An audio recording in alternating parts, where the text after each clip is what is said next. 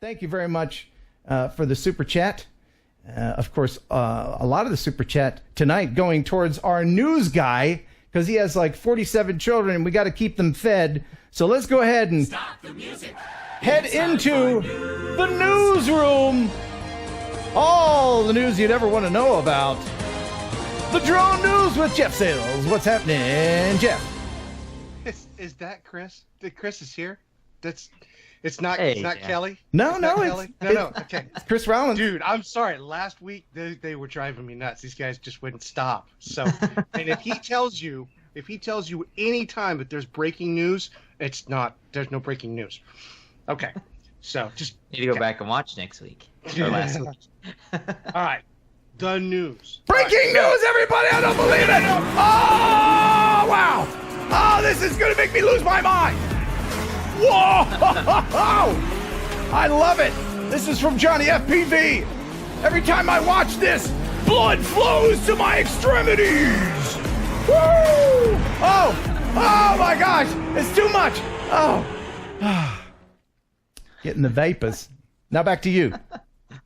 Next time that your computer has a problem, I'm going to get online and I'm going to delete that thing. All right. So, concerns over wildfires ramping up in Minnesota has the Department of Natural Resources putting out a message for drone pilots. A strong warning now for drone pilots in Minnesota. Officials with the state's Department of Natural Resources have ordered pilots not to fly over wildfires in that area. The DNR issued a statement Tuesday saying that flying drones over wildfires is illegal under federal law and pilots can be penalized even if flight restrictions over a wildfire aren't in place. The chief complaint here is that drones dangerously interfere with crucial aerial firefighting procedures, including firefighting aircraft. Yeah, you think you may not be pestering them, but you know, if you're a firefighter and you're on the scene, you see a drone coming in, you don't know what they're going to do. No, they don't know you're responsible or irresponsible. They don't know. So just don't do it. Australia, New Zealand, all these countries that suffered from wildfires last year, every single one of them had instances where firefighters had to actually stop doing their job because drones were in the area and they couldn't fly the planes through until the drone was cleared from the area. So it's very important just to make sure that if you guys know that there's a fire in the area, just stay away from it. Film it afterwards. You know, do the after shots, but don't interfere with the guys while they're doing it. And we are coming into fire season, so it's pretty important. Or approach your firefighters, talk to them about it, and offer your services. Say, you know, I have a drone. If you need me to film your training or anything else, and you know, see if you can help them out. I did that. But they very well may have a helicopter in the area. Yep. You know, things that are planes that are dropping water. I actually did a video on that. Oh, it you didn't did? go well. Oh, okay. Is that why we haven't seen it? No, it's up. Oh, It's is it up? Okay. All right. Yeah. I was involved with my local rescue department for search and rescue a couple of years ago. Nice. So yeah, offer your help. Don't just show up. Yeah. All right. Oh, hold on. Ken. Oh, last name Hoffbauer. Ken Hoffbauer. Super chat, $10. Awesome show, Ken. Really appreciate the information and entertainment. Thanks, Ken. Appreciate it. Now back to you in the newsroom. All right. So, drone smugglers have been nabbed once again in southern China using drones to assist in the process of smuggling things from Hong Kong into Shenzhen, which is just right across the border. And they're using the drones to essentially fly lines from Hong Kong, buildings in Hong Kong, to buildings in Shenzhen. Oh. And then they just swing the stuff down, you know? It's crazy. Is that what we're looking at right now? Yeah, last year they did this, and they had 15,000 phones moved across the border in a single evening over one of these lines. So it's a big issue, and whenever they catch them doing it, you know, it's a big catch for the anti-smuggling team. Oh my goodness! Wow, 15. How many phones in one night? 15,000 phones in one night. That is a lot of money. Yeah, that's a lot of money. 500 million won, I guess, is the designation in that one particular. And you know, some of those phones are counterfeit. You know, some of those phones are phony. Yeah, probably. Thank you very much. Phony. Get it? You see what I did there? Okay, next in the news. Moving forward. Next in the news, a guy was out in St. George Bay filming the ice flow that had been out there. And in the process of filming the ice, he noticed there was one dark spot. And on closer inspection, he discovered that it was actually a dead whale. It had been there for a long time, apparently. But it had been perfectly preserved in the ice out in the bay. Okay. Did he? Wow, he got right up there. How come it's not all ate up by animals? That's what I don't understand. It was there for a long time. It's trapped way. I mean, we're talking. If you get a chance to see the full video, it is way out there. I mean, it's a long way out there. So I would imagine just that because it's so far out, they're not I guess the carnivores and stuff aren't catching the smell of it. Okay. So. All right, so next in the news, this one I like. NASA is always one of my favorite stories because they come up with some really cool stuff. They've developed a cicada drone that is then released from another drone called the Hive drone. More than 100 drones rained down in a spinning swarm over Beaver Dam Air Park, Virginia, as NASA researchers tested new autonomous data collectors. The test flight consisted of 4 larger drones nicknamed Hives, which are each loaded with more than 25 smaller drones. These smaller drones, made by the Navy Research Lab, are close-in covert autonomous disposable aircraft, or cicadas. The goal is for meteorologists to be able to use a system like this to get the most accurate reading possible by dropping them through a cloud or storm system. On board each cicada are meteorological sensors giving each little drone the ability to read the temperature, air pressure, and wind speed. During their glide down to the ground, the cicadas are able to maneuver themselves using global positioning system, inertial measurement unit, and flaps on each wing. With the hives in position, the cicadas are released with a mechanical switch. Cicadas are famous for their loud seasonal calls. These cicadas, however, are not loud, but they do chirp by moving their flaps, making it easier to recover them. You signed 3? With the cicadas secured, the drop was a success. Man. That is really cool, man. That's super cool. Wow. I just love the stuff that these guys come up with. So they're going to fly all that stuff into storms and things like that. Yeah, I mean, the idea is to be able to put that in places, tornadoes, storms, etc. Anything that you need to get the measurements of the winds and what was that movie? What was that movie? You remember that movie? Twister. It was one of the very first, like, almost entirely CG movies, and I forget who was in it, but they sent up some things like that to fly in there, and it was a big deal. And I thought it was. Paxton was the guy in that, and they had Dorothy was the device that put the. Yeah, wow, you watch entirely too much television. You need to watch more YouTube, Jeff. No. See, it's news. Yeah. And I always find stuff. So. Okay, very good. Speaking about the news, next we have, I guess, something a little bit unique. Drones have discovered something that was extinct.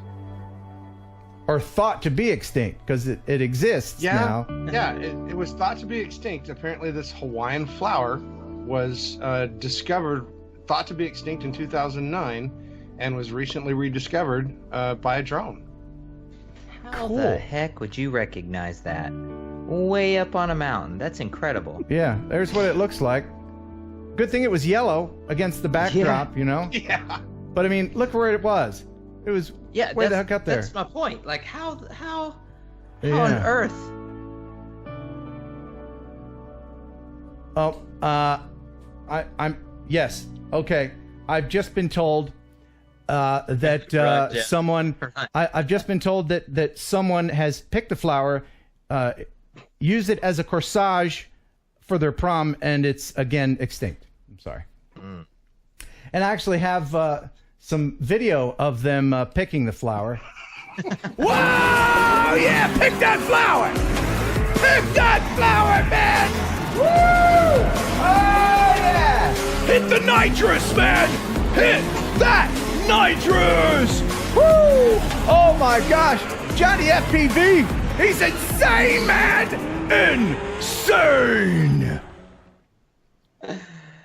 Oh, poor Jeff. It's like a bad episode of the World Wrestling Federation, I'm telling you. You know what people are doing? They're in the chat going, breaking news, breaking news. They want me to do it to you. You're welcome. Yes. All All right. right. Thanks a lot, guys. We have many more news? Yes, we do. Oh, good. The next news that we have was a gentleman was flying a drone in Brackendale, and in the process of flying his drone, he got attacked by 2 owls. Oh, yes. I saw this is crazy stuff. That is... Oh my God. Yeah, that's a race drone. And 2 owls, no less. Yeah, and they followed the drone around, and they didn't leave it alone. They actually downed it, and then they come up and start striking it on the ground. Well, this is how owls hunt. Like, one of them attacks, and the other one watches, and then they take turns. Wow. So I guess they got a surprise when they tried to eat it. Right? Well, once the pilot realized that the owls were being bothered by it, he stopped flying and left the area. So, I mean, it was pretty obvious that he needed to get out of there. But the video that captured was just amazing. So whose drone was it? I believe the pilot's name was Lawrence Gauthier. Who? Lawrence Gauthier. Who? Who? You see, because owls, they say who. He punned me in the news. We get any more news? I'm going to the next one. Yeah. Okay. All right. Please. Okay.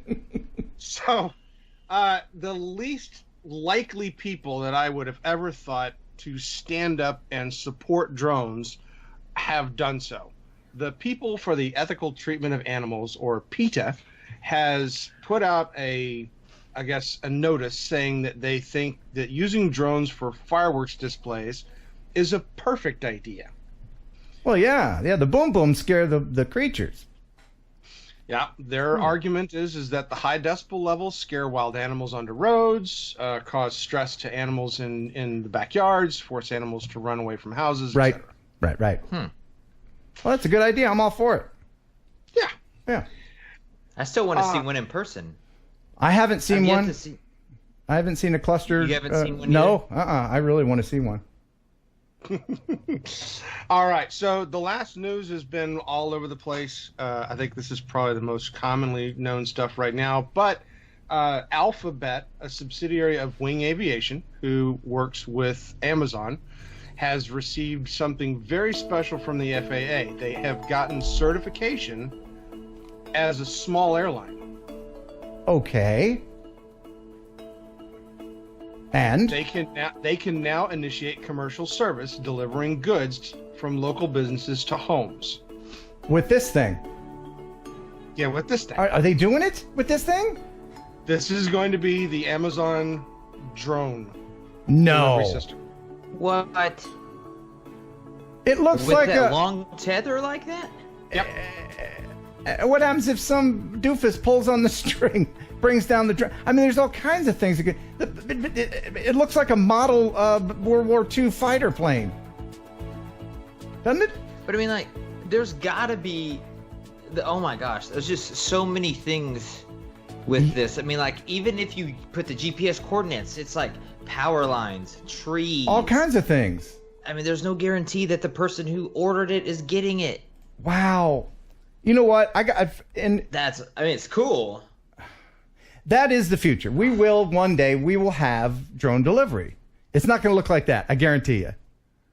You know, things like this. They are the first ones to actually get this level of certification. I mean, they are essentially at the same level as most small airlines now. Okay. Really? Okay. Yes. Well, I tell you, seeing videos like this of all these special mailboxes that drones land on and all these manned drones and all of the delivery drones and everything, you know what that's going to look like in 100 years? As silly as this. Here's a peep through a future window of the world.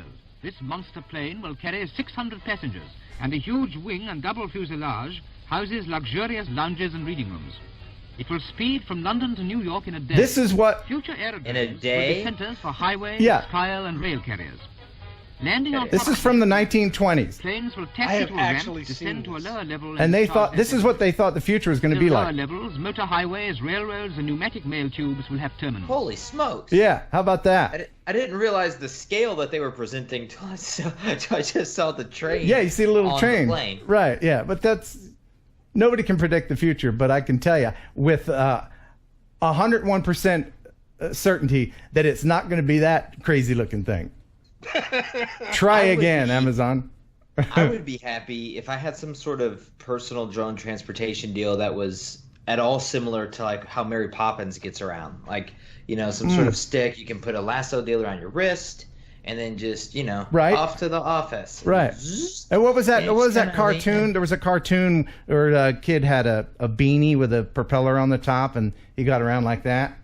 Oh, Yeah. Calvin and Hobbes. Calvin did that a lot. I would ride that. Anyway, yeah. it's these are the wild west days of drones and drone aviation. Speaking of which, we're gonna have some wild west days in Texas pretty soon. Heck yeah, we are. And I've been invited to, I think it's the Splendora Police Department, to check out their new Matrice drone. And while there, we're gonna blow some stuff up. But let's not give away the whole thing. Leave it as a surprise. We are gonna film it with a special camera. Now, you and I, we have the Kronos 1.4. Yes, correct. I have a camera. Love. Oh, it's so great. And I have a camera that's going to be loaned to me that can shoot 1 million frames a second. And it's going to be drones, Tannerite, and a 50 caliber. Good times. That's all we're going to say. That's all. One thing, though, we need before we do this, and we need to appeal to the audience in general, is we need one Phantom 3 battery. Yes, that's true. Because we have a donor drone that's going to be the sacrificial drone that we're going to target, and we need a battery. I want to give special credit to Jerry Calverley for providing us that drone. But, we need a battery. So if anybody out there has a Phantom 3 battery, something that's older, it has a lot of cycles on it, etc., Contact me please here let us know.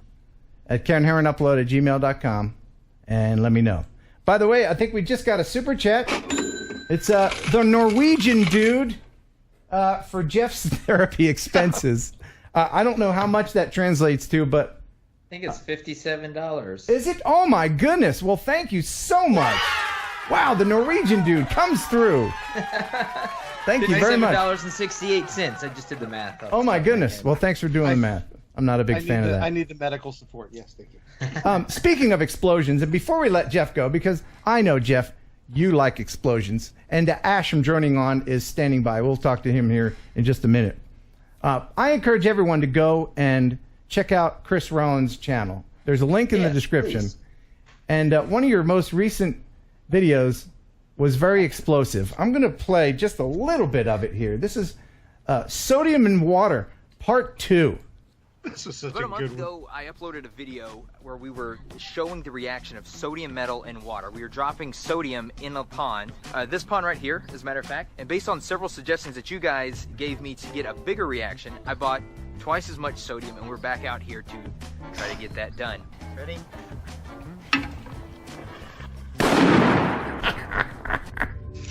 It's reacting right there. There's a pocket of air around the whole piece of metal. It's almost like it's boiling. It looks like a giant antacid.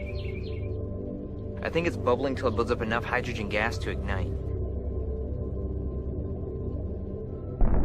Oh my gosh. Was that plastic or glass? That was plastic. Plastic. Okay, good. Yeah, it was Got this plastic. pineapple cord. I love this one. And come out on a platter.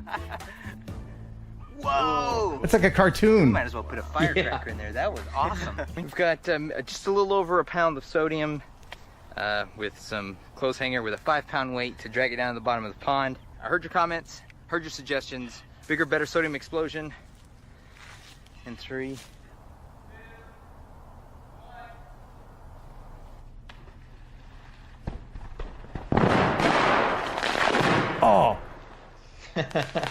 Oh. Whoa, dude. Oh, whoa! Whoa, dude! Holy crap! It's like we sunk a submarine under there. Look at these little trailing bits flying off. These little pieces right there. The water being on fire was so crazy to see. Yeah, It's I like mean, there's explosions inside of explosions. that is nuts. You'll have to check out Chris's channel for more. But when I heard that going on under the water, I bet you could feel it in your feet, couldn't you? Yeah. I don't know if you could see. Like I was down about 75, 80 feet off to the side to throw that because we didn't know how big the explosion was going to be. So like we aimed the high-speed camera over there, and then I was like, "Look, I'm gonna throw this And then run for your life. Yeah. Yeah, and I expected there to be a slight pause, but no, like it started like boom, boom, boom, boom, boom, and you could feel it, just kind of this percussion under the ground. It was insane. And look, kids, just because you can buy sodium online pretty easily, we're not going to tell you how, and just because you know you have a pond in the back of your yard, and just because you know that being young you think you're going to live forever, just know that Chris has many years of dangerous experience, and you had a lot of people there in the background that we didn't see, safety professionals and all that. So please don't try that at home. Licensing. Yeah, if you No fly zone. We just planted everything. you can't lose a finger by watching Chris do it. That's what I said. That is an excellent way to put it. Yeah, that'd be a good T-shirt. Let my pain be your wisdom. Yeah. By the That's way, how I like to think about it. Brian Connor, hey, from South Africa. Good to catch you live. Hey, all right, South Africa, very cool. Plywood, all right, the plywood blast door. Oh, I think yeah. was my favorite. Yeah, That was that's gonna work every time. I don't remember if I left that part in the video or not, but like literally, I walk up to it and I'm getting ready to like chunk it, and I look over at my buddy's like, should I do this from a distance? And he was like, maybe. Yeah. And I was like, I can't find a stick. I was like, hang on, there's a piece of plywood. It was about 100 yards away. I was like, hang on a second. I drag it over there. I was like, yeah. Yeah. I was like, yeah, that was the right. Yeah. Well, again, there's a link in the description. Now, before I let you go, Jeff, I want to show one more video, and maybe you can help me. Maybe people in the chat can help me with this. Mark's Tech Channel, $2 super chat. Thank you, Mark's Tech Channel. So it's starting to warm up here in the South. I live in Tennessee. Just moved into a new house, and I have a security camera on my front porch, and it's motion activated. And I keep getting alerts all day long. And I have some video to share with you of what has been setting off my video camera. Whoa.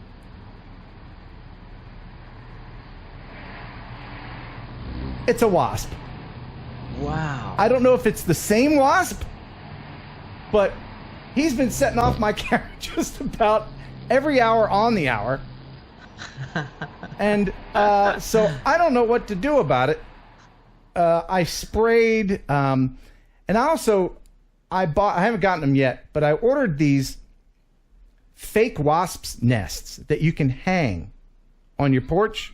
Apparently, if wasps will see another wasp nest, they'll go away. Is that true? Can anybody tell me if that's true? I don't know. Yeah, because that thing was scary. And look how big it is. That's a big frightening thing. Listen, The sound was amazing. it sounds like a plane.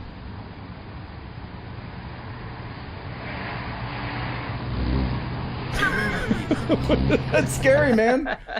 So, anyway, if you have any suggestions, let me know. Or you can email me here, kenheronupload@gmail.com.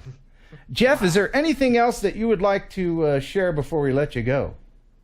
As always, check out Drone Book and the wiki site. We love to try to put news out there as it comes in.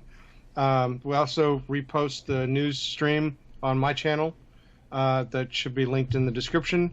And other than that, just have fun, fly safe. All right.